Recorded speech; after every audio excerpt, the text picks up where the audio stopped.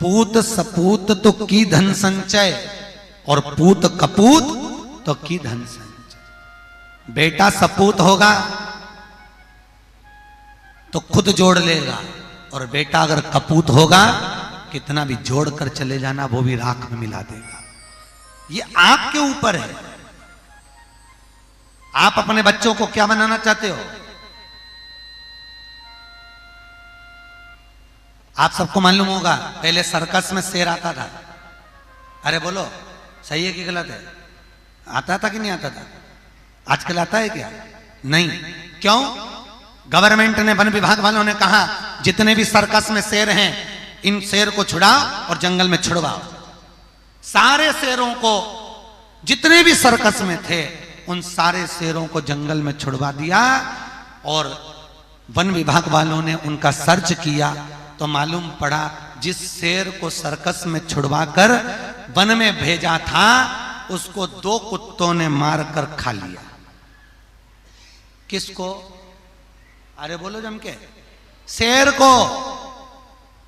जो शेर जंगल में रहता था, सारे जीवों का शिकार करता था, उस शेर का शिकार 2 कुत्तों ने कर लिया। क्यों? क्योंकि उस शेर को पिंजरे में रहने की आदत हो गई थी, पिंजरे में हंटर में दब दब कर रहता था। मेरा आपसे केवल एक निवेदन है, अपने घर के बच्चों को सर्कस का शेर मत बनाना कि दूसरे शिकार कर लें। अपने घर के बच्चों को जंगल का शेर बनाना कि वो कहीं पर भी डट जाए पर पीछे ना हट पाए। कल अपन ने गीत गाया था, यहाँ चौड़ी छाती वीरों की, यहाँ भोली शकलें हीरो की, यहाँ गाते हैं रांझे मस्ती में। अपने बच्चों को ऐसा मत बनाओ कि बाप की जायदाद पे मेरे पापा के पास बहुत है, मेरे पास बहुत है, मेरे पास गाड़ी है, बंगला है। बच्चों से कह देना ये तुम्हारा नहीं है। याद रखना, खुद जोड़ो, खुद पढ़ो, खुद आगे बढ़ो, और बाप की जायदाद को अपना मत समझना। नहीं तो कभी भी सियोर चली गई तो गौशाला में सब दे के आ जाऊंगी। बोल देना तुम्हारा नहीं है और हमारे भरोसे पर जीना नहीं है। अपने घर के बच्चों को पिंजरे का शेर नहीं बनाना कि उनको बता दिया हमारे पास इतना है, गाड़ी है, बंगला है, प्लाट है, जमीन है, बहुत है, अरे बहुत है, हमारी जिंदगी तो निकल जाएगी। बच्चों ने सोच लिया। आज के लड़के यही सोचते हैं, इसलिए तो बाप के पास में इतना छोटा सा मोबाइल होता है और घर के छोटे छोटे बच्चे के पास व्हाट्सएप चलाने वाला मोबाइल होता है। अगर बच्चों को मालूम होता कि मेरे बाप के पास कुछ नहीं है तो बच्चे की हिम्मत नहीं होती कि पापा से कहता पापा मुझे 10,000 का मोबाइल दिला दे, पापा मुझे 15,000 का मोबाइल दिला दे। क्योंकि बच्चों को मालूम है हमारा पिता कंजूस है, जोड़ जोड़ के रख रहा है, आएगा तो हमारी काम कुछ भी हो। और बापों से निवेदन है कि 2 रोटी बिना घी की खाने की जगह प्रेम से खाओ, क्योंकि ये तुम्हारी औलाद तुमको 2 रोटी देने वाली नहीं है बुढ़ापे में। होशियार रह कर रहना।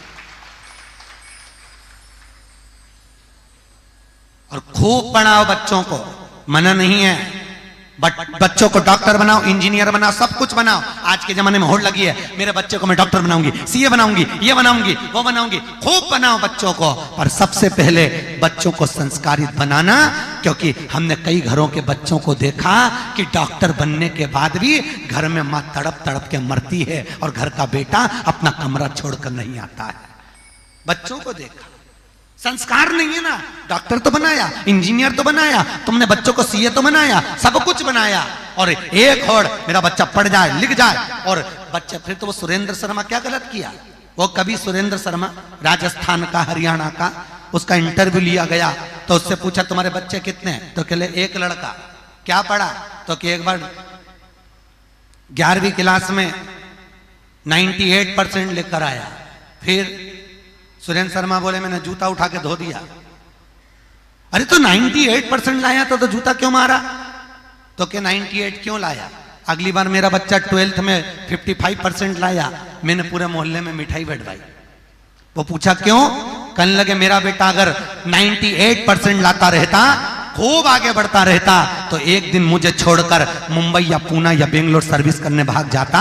औलाद मैंने अपने लिए पैदा करी कि दूसरे के लिए पैदा करी? अब 55% लाता रहेगा तो मेरा घर छोड़कर कहीं नहीं जाएगा।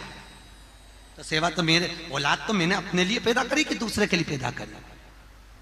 होड़ लगाकर मेरा बच्चा खूब पढ़े, आगे बढ़े, बढ़ाओ, खूब बढ़ाओ, खूब बढ़ाओ, पर उसके साथ में बच्चों को संस्कारित बनाओ। पढ़ाने के साथ में संस्कार होना जरूर। कहां गए वो?